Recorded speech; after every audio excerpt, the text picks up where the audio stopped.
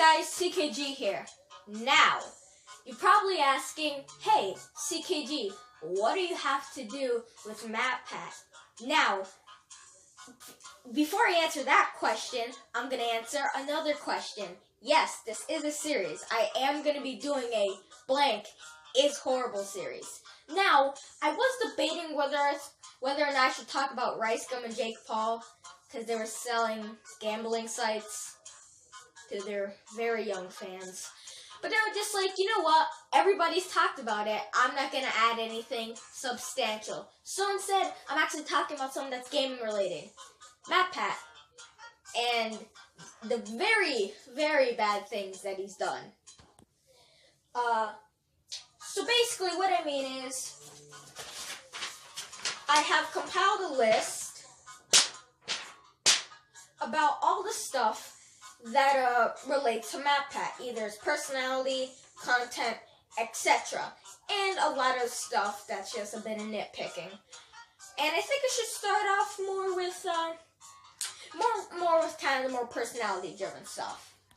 Now, one thing MatPat has problems with in his YouTube career is taking criticism. Now, if you're on the internet and you're making content, you better be able to take criticism, because that's kind of how you improve your content. Now, MatPat's content has improved in many ways. The editing quality. And that is about it. His videos have just been getting better in editing quality. Probably because he stopped editing them and instead has hired a small army of editors to just edit all of this stuff. Which isn't a bad thing. I mean, people need jobs, but still. That's like saying, am I just getting a call in the middle of recording? Right, back to what I was saying. Yeah, he can't take criticism. Now, one of the things that he'll just love to throw out there is the Sans' Nest theory. Now, about the Sans' Nest theory, it isn't good. With Ness never being able to get home, adopting the name Sans. Sans' Nest theory is a weird case, where the theory isn't good. I was gonna say like a clever joke that it isn't good but isn't bad. It is just bad. It's a... I don't even know how a human being with at least 2 brain cells can think of a theory to even relate to that. Like, his basic points in the theory are, the games are similar. The characters stand in similar poses. Look at the way Sans always stands.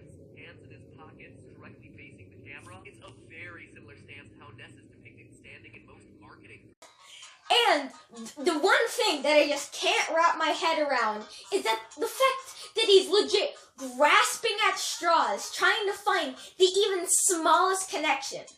And it probably relates to Toby Fox just liking Undertale, and that's his inspiration.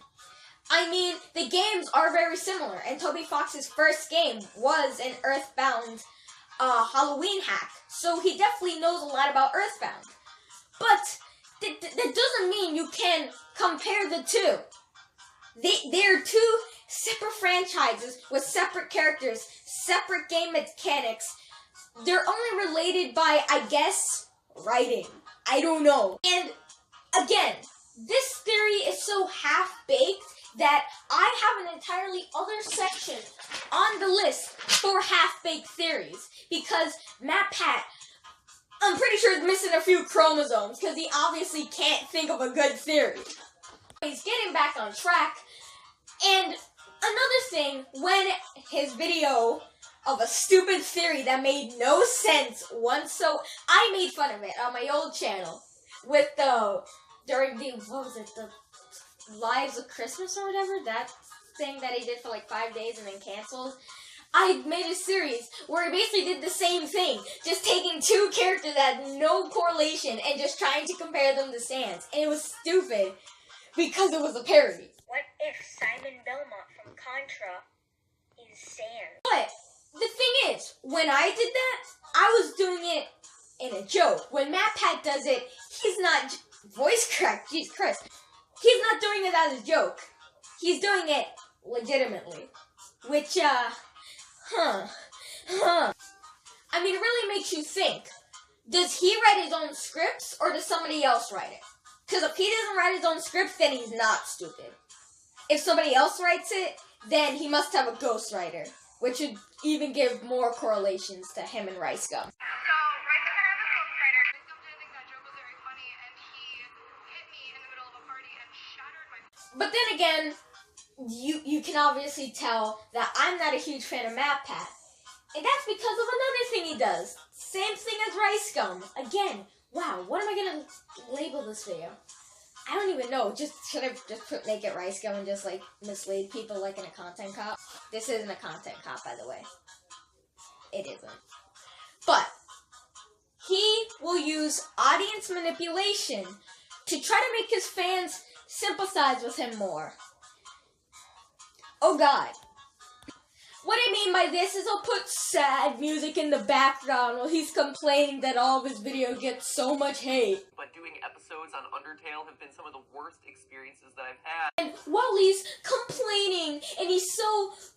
What's the word? Distraught about all the hate coming his way, about making a terrible theory. He has the sad music in the background. I was expecting him to just, like, turn the camera and just be like... I made a severe lapse in my judgment. Like, that's the thing. With YouTuber apologies, you can either go oh, I'm sorry for what I did. I'm legitimately sorry. Please forgive me. Or you can go the completely idiotic route. Such as, I think Bobby Burns, before he became a mega narcissist, he made a good video about this, where he kind of just talked about the art of the YouTube apology. Number 1, avoiding eye contact. Another thing to look for is weird breathing and vocal. And every YouTuber that criticizes other YouTubers knows the thing. They all know the sigh at the beginning. You know, just the... The good thing, you just run a marathon before you start a YouTube apology. So you can just go... Because then you just cry into your microphone on your bed with your dog right next to you to get some sympathy points from your fans.